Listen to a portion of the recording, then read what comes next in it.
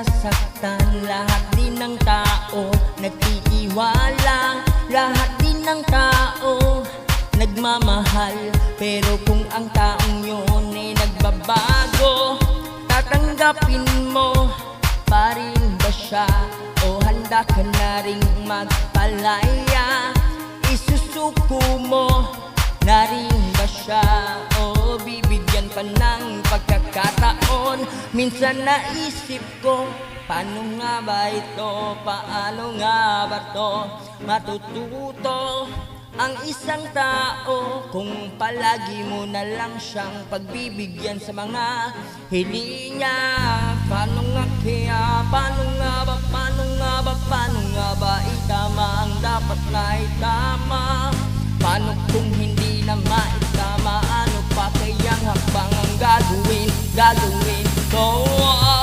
Ewan ko, gulong-gulo na nga ang utak ko. Gulong-gulo na para bang isang laruan na nilalaro lang ng isang batang maliit na ikaw ang dapat ang mag-ayos nito.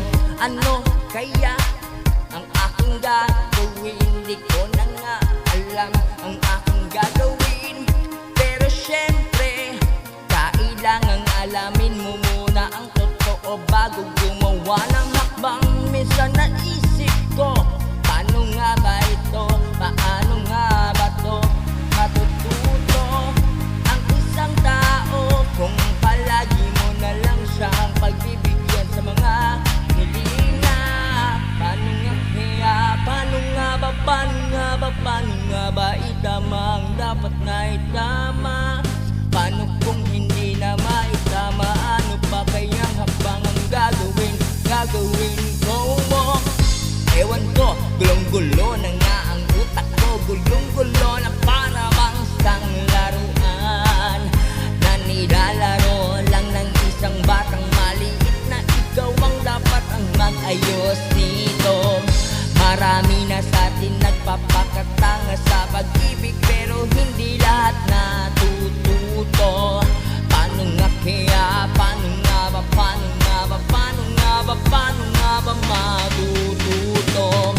Ewan ko, gulong-gulo na nga ang utak ko. Gulong-gulo na para bang isang laruan na nilalaro lang ng isang batang maliit na ikaw ang dapat ang mag-ayos nito.